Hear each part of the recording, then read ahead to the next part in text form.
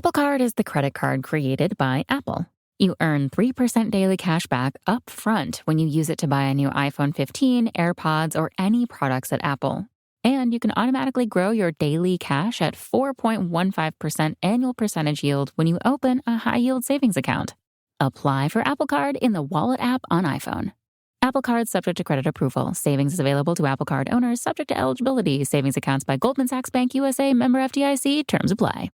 The holidays are coming. Find a gift for someone special with jewelry from Blue Nile. Right now, Blue Nile is offering special Black Friday and Cyber Monday deals. Save up to 50% on the season's most stunning trends. Blue Nile offers an endless selection of bold gold styles, gemstone jewelry, and classic diamond pieces. And now, for a limited time, get 36 months special financing on minimum purchases of $1,000. Restrictions apply. See BlueNile.com for details. That's BlueNile.com. Thanks for choosing this free Anfield Index podcast. If you'd prefer to listen to this or any of our other shows without adverts, then now's the time to check out Anfield Index Pro. With AI Pro, you can supercharge your entire listening experience. You'll not only get all of our podcasts without the ads, but you'll have them far faster with our Quick Publish feature available exclusively for subscribers. AI Pro also puts you in the heart of our sound studio, with an option to listen to many of our shows live and interact with the podcasters in real time as the shows are recording. Upgrading couldn't be easier. AI Pro is available on all popular podcast platforms, and we have our own apps for Apple and Android. Just head on over to AnfieldIndexPro.com and get started today. Hello and welcome to the Daily Red, your lunchtime catch-up on all things Liverpool FC on a Monday, after a weekend in which Liverpool went to the Etihad and drew 1-1 with Pep's parcel. A solid result. I think actually a very good result for us, given the nature of the game, given the fact that it's away from home and who we were playing. Very, very happy with the result. Certainly things from the performance that can be improved, but I think, again, that's a positive for us, knowing that we can play an awful lot better, and we still went there and got a draw. Don't want to dig too much into this because we did raw. And I've just recorded Scouted with Carl, which should be out later today, where we had a chat about the City game as well. So let's take a look at what the main Liverpool websites are saying to us today on our friends at This Is Anfield. There is a piece about the turnaround from the last time we were at the Etihad to this time. There's a couple more bits about the game. Obviously, the highlight of the game is Darwin deciding to pick a fight with Pep Guardiola. There's also a piece about how we now owe Benfica another 8.5 million because Darwin has played a certain amount of games for us. So that's fine. It's an investment that I think has been a good one and continues to pay off for us. Jamie Carragher doesn't think Trent Alexander-Arnold will ever be a Liverpool midfielder. I think Carragher is wrong, like he is, I think, with a lot of things. 2 assists and 1 goal for Liverpool striker as women claim first win in 5 games. Sophie Roman-Hogg got 2 assists and a goal in the 4-0 win over Brighton. Bonner, Van de Sanden and Holland with the other goals there. Matt Beard's side been in a bit of a slump, but good to see them getting a win and hopefully getting themselves back on track. There's obviously been a lot of talk over the weekend about Trent and the performance, the goal, etc., etc. But I do think that the news that he signed with Adidas is quite interesting. He was wearing a pair of tremendous-looking Adidas Predators at the weekend, and it looks like he's going to be one of the faces of Adidas moving forward. Apparently going to become one of the sport's top earners from a boot deal. He'd been with Under Armour for a long time and has decided to move across, and he will don the Predators. And, you know, the first outing was pretty positive. That goal, some of the passes, always positive. Allegedly, our kit for next season has been leaked. And I have to say, I do quite like it. I think it looks quite good. I've seen a few people say that they don't really like it, but for me, I like the yellow pinstripe on it. I think that's something that's potentially going to pop really well. The design down the middle is a little busy for me. I like the stripes more than the design, but that's just me. That's just because I'm an old curmudgeon. But yeah, I think overall it's a really nice kit. So more than happy with that. Not that it'll make. I don't buy jerseys anymore. I'm an old man. What would I be buying jerseys for? So, for those younger people that enjoy the jerseys, I think this is a good one. Liverpool warned not to expect tourists as Lask hunt leaders with a narrow win. So Lask won at the weekend, 1-0, and seemingly now they're going to come to Anfield and look to beat us as they hope to get out of this group. Yeah, I mean, come and have a go and you'll probably get stuffed. So that's beneficial to us. Liverpool fans all say same about best ever Alejandro Garnacho bicycle kick. Garnacho scored an incredible goal for United against Everton. It is an absolutely sensational goal. I do think a goalkeeper with full-size arms might have saved it, but it's an incredible goal. Now, Liverpool fans have tried to push back against the idea that it's the best overhead kick they've ever seen with the Benteke goal at United. The Benteke one is very good, but it's also really bad goalkeeping because it goes quite central. The two best bicycle kicks I've ever seen in the Premier League, one is Trevor Sinclair for QPR. It's ridiculous, that goal. And the other would be Emre against Watford. Shout out to Sepp Coates as well. Someone brought that one up, the one at QPR. That was great. But I do think Emre and Trevor Sinclair, they're the gold standard for me. I'd put Garnacho third. Like, the Benteke one is largely forgotten because we were absolutely shite on the day and got comfortably beaten as Martin Tyler climaxed all over himself when Anthony Martial scored. But the Benteke goal was very, very good.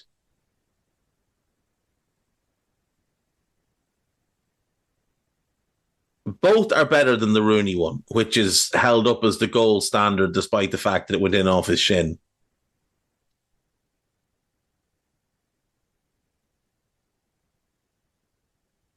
Moving on.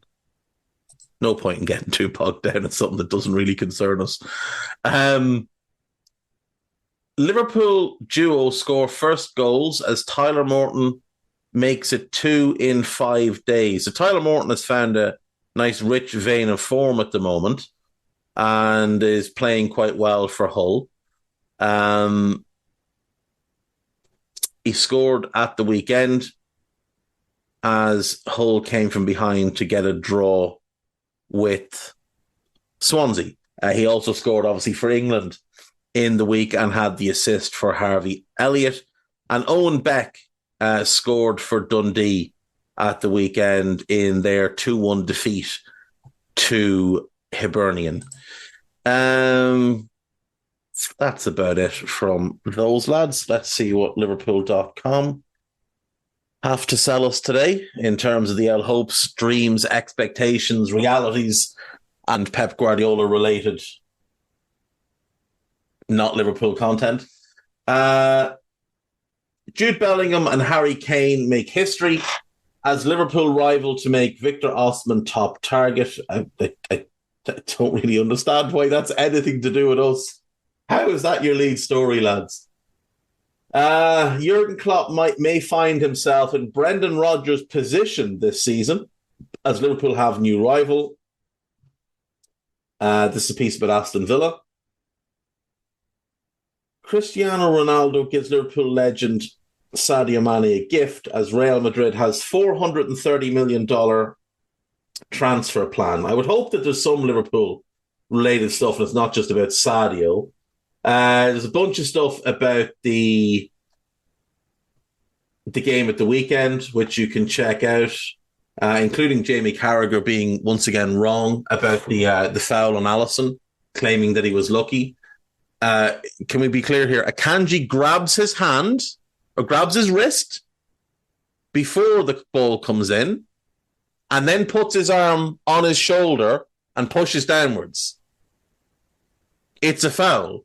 Every single day of the week, it's a foul. So let's not be silly. Right, Real Madrid's plan. I'm assuming it's going to include Trent. Sadio was congratulated. No, it's just about Mbappe and Haaland. Such utter nonsense. Not in any way Liverpool related. Liverpool should explore a new transfer market for World Cup star after shock England defeat. So Ben Boxic has written this piece, and it is in regards to the Under-17 World Cup, which is ongoing. And Amerbek Zadov scored one of the goals to Zadov scored one of the goals to knock out England and had a total of 5 goal contributions in 6 games at the tournament, as Uzbekistan were one of the, or maybe the surprise package of the competition, getting to the quarterfinals. Uzbekistan also qualified for the knockout round of the recent Under-20s World Cup. So maybe a nation to keep an eye on. Right, before we go to AnfieldIndex.com, I got a question sent in from Andy Wales, and I thought we'd dig into it today. So, which of the following trio of legendary players would you select to add to the current Liverpool squad? So, Group A are Frank Rijkaard, Philippe Lahm, and Gabriel Batistuta. Now, he's clearly just picked players that he knows I love, because all 9 players in the 3 different options he's given me are players that I think are absolute all-timers. So, Frank Rijkaard as the holding midfielder in this Liverpool team would be incredible. Philippe Lahm could either be your upgrade on Robbo at left back, or he could play right back and you could push Trent into midfield. So they both work perfectly. And Gabriel Batistuta as the 9 would be an upgrade on Darwin, with the greatest respect to Darwin. I think even Darwin would accept that. Batigol is one of the best 9s the game has ever had. So that's a really, really strong group. So if we think of Lam, say, in the Robbo position, he's a little bit short for it, but he's an incredible defender. Rijkaard in the holding midfield spot and Batistuta up front. Like, that's a hell of a team. That really is a hell of a team. If you go 4-3-3, you go Trent, Ibu, Virgil, Lam, Dominic, Rijkaard, Alexis, Mo, Batistuta, choice of winger, Diaz, Jota, Gakpo, whichever you want. That's pretty special. I'm column B, Redondo, Lilian Thuram, Frank Ribery. So you would be moving Trent into midfield with this one. You'd be going to something like a 4-box-2. Thuram at right back, Ibu, Virgil, and Andy Robertson. Trent and Redondo, or Alexis and Redondo in central midfield. Trent or Alexis right side, Dominic left side, Mo and Darwin through the middle. That's pretty fucking good. Redondo in this team would just be ridiculous. His ability to shield the defence and then adding his ball progression and playmaking from deep, I think it would be ridiculous. I think you would play Trent in with him, but have Trent moving wide on the right as we progress and attack, starting centrally. So you go Trent, Redondo, Alexis right side, Dominic left side. But as you progress into the final third, Trent can go play right wing. Alexis comes a little bit central. Dominic has freedom to shift inside off the left because you're getting that overlap from Robertson. And then, Frank Ribery. I don't know where you'd put him.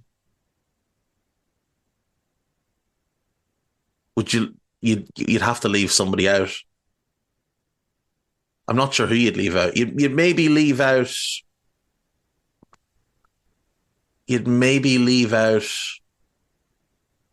Alexis, Trent, Redondo, Szoboszlai as a midfield three, or play Dominic right side and Ribery left side. Oh, that would be fun. That would be a lot of fun, just watching Ribery give fullbacks twisted blood game after game. I'd probably have Ribery coming off the bench.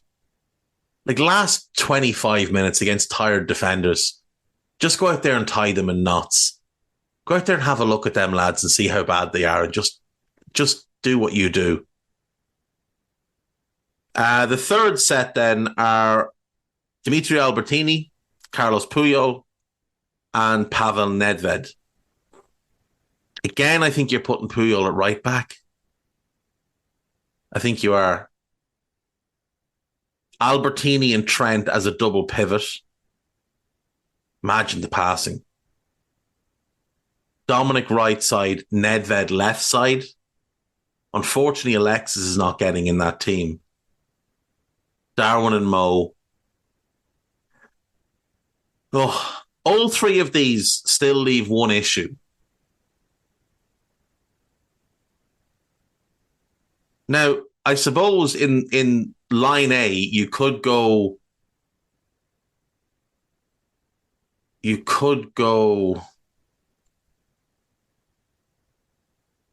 Gomez right back, Lam left back,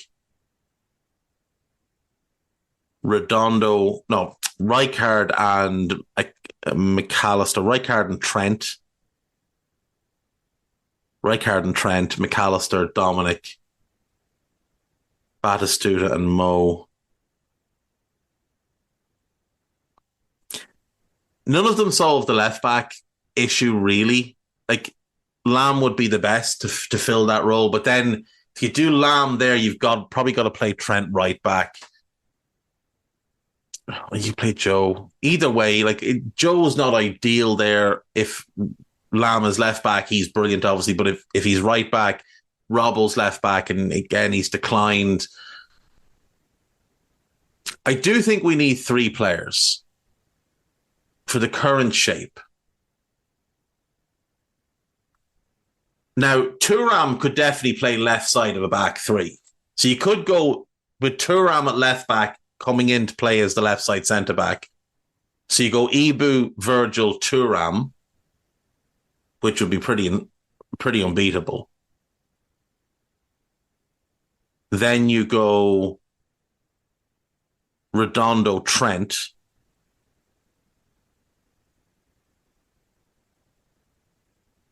Dominic and Alexis. Mo, Darwin, Ribery. The only issue with that is there's no width on the left in terms of going on the outside. You don't have a left-sided defender. You don't have a left-footed winger. But that would be a really fun team to watch. A really fun team to watch. I think I'd have to go with option B. Like Rijkaard's really appealing because I think he'd be just incredible in the modern game. Lam is obviously one of the best fullbacks we've ever seen, and obviously Batty Gold's one of the best nines. But the same, like, option C, Albertini was great. Nedved was incredible. Puyol, incredibly good defender. But option B, I think Redondo is the best defensive midfielder of all time. And I think Lilian Thuram is, I think I have him second all time as a right back behind Zanetti. And I do favour the idea of us going to a 4-box-2 and having a bit more of a defensive presence in one of the full-back spots. And I think it's easier to do that at right back.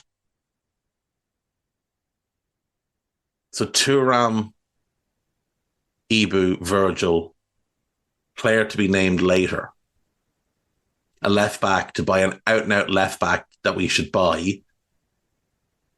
Aït-Nouri, Kirkez, whoever. Nuno Mendes, maybe. Alphonso Davies, if he could. Ali in goal, obviously. Redondo and Trent. Alexis and Dominic as the advanced eights, playing almost as tens. And then Mo and Darwin with Ribery as an option off the bench. So you can defend really well against Liverpool for 60 minutes and you look over and here's Jota coming on to run endlessly, Gakpo coming on to add guile, and Frank Ribery coming on to absolutely snatch your soul away and embarrass you in front of all of your friends and family. Yeah, that'd be nice. I'll go with option B. Redondo and Thuram are the ones that sell it for me because I just, if I was literally picking two players to put into this Liverpool team, it would be them. Even if Robbo stayed at left back, it would just be, we'd be so good defensively with the other three. Yeah, that's what we'll do. Right, on to Anfield Index. And the lead piece is about the potential that Trent could find himself in a little bit of trouble. His celebration at the weekend where he went and he shushed. Well, he didn't really shush them. He just put his finger to his lips in front of them. He did shush them. What am I saying? He did shush them. He went and he shushed those City's fans who hadn't really made a whole lot of noise anyway. That could potentially lead to a little bit of trouble for him. There's a piece about the potential of Valentin Barco as a left-back option for us. Maybe. A piece about the Reds being linked to a potential new centre-back who could be that left-back, centre-back option. Beraldo from Sao Paulo. Really, really good young player. There's a piece about Mo and his love of chess. There is a piece about Gareth Crooks being an absolute bellend as well. So Gareth Crooks wrote his team of the week, which is always players that he's never watched play. He just looks at who scored and picks the players that scored goals in his team of the week. That's the entire research that Gareth Crooks does for his team of the week. Doesn't watch any games. Might watch Spurs because he's a Spurs fan. But he doesn't watch any other games. He just picks the players that scored. And in his team of the week, he picked Trent. And rather than, highlighting Trent, because he didn't watch the game, he just saw Trent score, and he might have seen Match of the Day highlights, which is, about all he does. He decided to have a pop at Darwin and tell Darwin that he should focus more on scoring goals than he should on arguing with Pep Guardiola. Well, Darwin's having a very good season in terms of both goals and assists. And I hardly think that Mr. 1 and 3 himself, Gareth Crooks, is in much of a position to say a whole lot of anything. Couple of good seasons with Spurs back in the 80s. But after that, very, very average. Very, very average. Flop at United, not particularly good at West Brom. Had one good season at West Brom, but it was in the second division, wasn't in the top flight. And then didn't do well at Charlton, kind of flopped there as well. Now he's a bit older by that point, but he wasn't really. He was 27, 28 when he moved there, 28, I think. No caps for England, none. Couldn't get one cap for England, Gareth. No. We won't be having Gareth Crooks criticise Darwin. Not even a fucking little bit. Right, podcast-wise, there's Post-Match Raw, which obviously you should listen to. Dave Davis has a piece as a podcast up regarding the game at the weekend, so give that a listen. We have Scouted to come out today, and there's a few other bits and bobs in the pipe works. We have the Transfer Committee pod will be out this week, all going well. Unfortunately, work commitments kind of ruined the flow last week, and we were unable to get it done. So it'll be done this week. Also coming this week, Media Matters. There is an Under Pressure tonight. A Minefield, which is hopefully coming Friday. A couple of press conference pods. There'll be at least two. Well, there'll be two more Scouteds. Yeah, lots and lots to come. Media Matters is today with David Lynch, and the First Songs of Anfield podcast is also going to be out this week as well. So that'll be an interesting one to give a listen to. And that is it. We've lots coming, so do stay tuned. And I will see you all tomorrow. Take care of yourselves. Bye-bye. We hope you enjoyed listening to this Anfield Index show. Please be sure to subscribe to our channel so future podcasts find their way to your device automatically. There's nothing quite like fan engagement, and we'd love to know what you think of anything discussed on this show. The best way to get in touch is over on our free Discord community, where both podcasters and listeners debate the hottest LFC topics 24/7. Sign up free now at AnfieldIndex.com/Discord. You won't regret it. You can also follow us on Twitter at Anfield Index and find us on Facebook by searching for Anfield Index. Oh, and before you go, we'd love it if you could leave us a 5-star review on your favourite podcast app. It only takes a couple of seconds, and it means the world to the people who create these free shows. Sports Social Podcast Network.